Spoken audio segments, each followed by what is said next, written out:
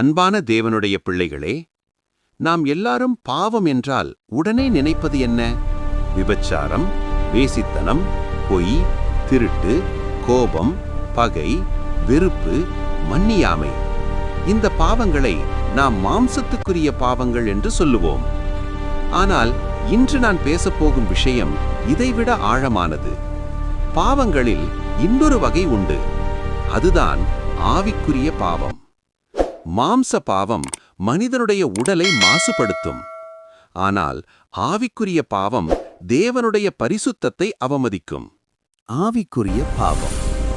பாவங்களில் இரு வகைகள் உண்டு. அவை மாம்சத்துக்குரிய பாவம் மற்றும் ஆவிக்குரிய பாவம். மாம்சத்துக்குரிய பாவங்கள் நாம் அறிந்தவையே. மன்னியாமை, பகை, வெறுப்புகள், விபச்சாரம், வேசித்தனம், பெருந்தீனி, பேராசை என்று அந்த பட்டியல் நீண்டு கொண்டே போகும். ஆனால் அதென்ன ஆவிக்குரிய பாவம்? கிறிஸ்துவின் சரீரமாகிய சபையையும் தேவ பிரசன்னத்தையும் அவமதிப்பது ஆவிக்குரிய பாவம். இது மாம்சத்துக்குரிய பாவத்தை விட மிக வேகமாக தண்டனையை கொண்டு வரும். உடன்படிக்கை பெட்டியை துணிகரமாக தொட்டு அந்த இடத்திலேயே உயிரை இழந்த ஊசாவை நினைத்து பாருங்கள். கிறிஸ்துவின் சரீரமாகிய சபையோடும் அவருடைய பிரசன்னத்தோடும் விளையாடுவது விபரீதத்தில் முடியும். ஆனால் இதற்கு இன்னொரு பக்கமும் உண்டு. அதே உடன்படிக்கை பெட்டியை தன் வீட்டுக்கு எடுத்துக்கொண்டு போய் கனப்படுத்திய ஓபேத்ஏதோமும் அவன் குடும்பத்தாரும் அபரிமிதமாக ஆசீர்வதிக்கப்பட்டார்கள். கர்த்தருடைய சபையையும் ஆராதனையையும் அசட்டை செய்யாதிருங்கள். அவைகளை கனம் பண்ணுங்கள். பரலோகத்தின் ஆசீர்வாதம் உங்களை தேடி வரும்.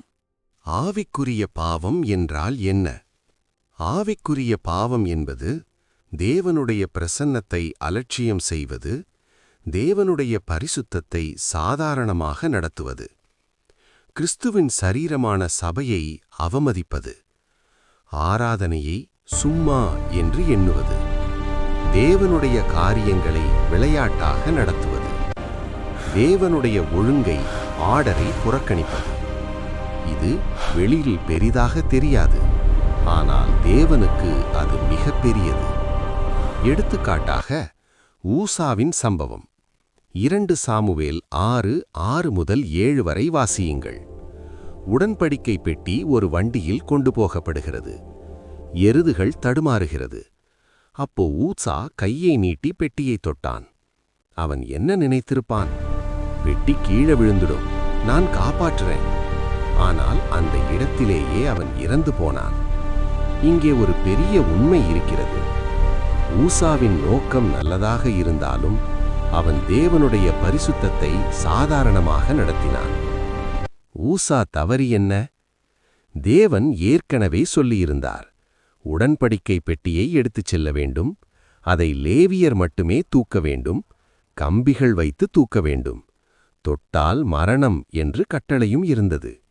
அதாவது தேவன் சொல்லிய ஒழுங்கை மீறி நான் பார்த்துக்கிறேன் என்று நடந்தான். ஆவிக்குரிய பாவம் என்பது இதுதான். தேவன் நிறுவிய பரிசுத்த ஒழுங்கை அவமதிப்பது. இன்று உடன்படிக்கை பெட்டி இல்லை, ஆனால் அதைவிட பெரிய ஒன்று இருக்கிறது. ஒன்று தேவனுடைய பிரசன்னம், பிரசன்ஸ். தேவன் ஆராதனையில் இருக்கிறார், சபையில் இருக்கிறார். ஆனால் பலர் தாமதமாக வருகிறார்கள், ஆராதனையை அசட்டையாக நினைக்கிறார்கள், ஜெபத்தை அலட்சியம் செய்கிறார்கள், தேவனுடைய வார்த்தையை மதிப்பில்லாமல் கேட்கிறார்கள். 2 கிறிஸ்துவின் சரீரமான சபை. சபை என்பது மனிதர்களின் கூட்டம் மட்டுமல்ல, அது கிறிஸ்துவின் சரீரம்.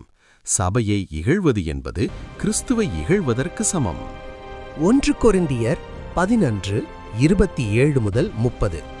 பவுல் சொல்கிறார், கர்த்தருடைய அப்பமும் பானமும் தகுதியில்லாமல் எடுப்பவன் கர்த்தருடைய சரீரத்துக்கும் இரத்தத்துக்கும் எதிராக குற்றவாளி ஆகிறான். பின்னர் அவர் சொல்கிறார், இதனால் பலர் பலவீனமாயிருக்கிறார்கள், நோயுற்றிருக்கிறார்கள், பலரும் நித்திரையடைந்திருக்கிறார்கள். இது என்ன காட்டுகிறது? ஆவிக்குரிய காரியங்களை அலட்சியம் செய்வது உடலில் கூட விளைவுகளை கொண்டு வரும். ஓபேத்ஏதோம் கனம் பண்ணினால் ஆசீர்வாதம். இப்போ இன்னொரு பக்கம் 2 சாமுவேல் 16:11. உடன்படிக்கை பெட்டி ஓபேத்ஏதோ வீட்டில் 3 மாதம் இருந்தது. அவன் வீட்டை கர்த்தர் ஆசீர்வதித்தார். ஒரே பெட்டி ஊசாவுக்கு மரணம், ஓபேதேதோம் வீட்டுக்கு ஆசீர்வாதம். ஏன்? காரணம், அவன் அதை கனம் பண்ணினான்.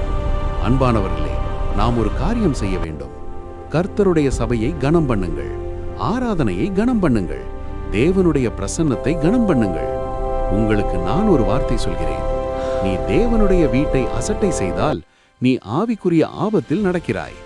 ஆனால் நீ தேவனுடைய வீட்டை கனம் பண்ணினால் நீ ஆசீர்வாதத்தின் கதவை திறக்கிறாய் என்று கர்த்தர் உனக்கு சொல்லும் வார்த்தை.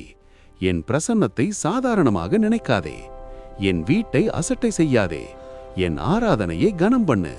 அப்பொழுது பரலோகத்தின் ஆசீர்வாதம் உன்னை தேடி வரும், உன் வீட்டை தேடி வரும், உன் சந்ததியை தேடி வரும். கர்த்தாவே, எங்களை மன்னியுங்கள். உமது பிரசன்னத்தை அசட்டை செய்த நேரங்களை மன்னியுங்கள். உமது வீட்டை கனம் பண்ணும் இதயத்தை எங்களுக்கு தாரும். உமது பரிசுத்தத்தை பயபக்தியோடு நடத்த உதவி செய்யுங்கள். எங்கள் வீட்டை ஓபேதேதோம் போல ஆசீர்வதியுங்கள். இயேசுவின் நாமத்தில் கேட்கிறோம், ஆமேன்.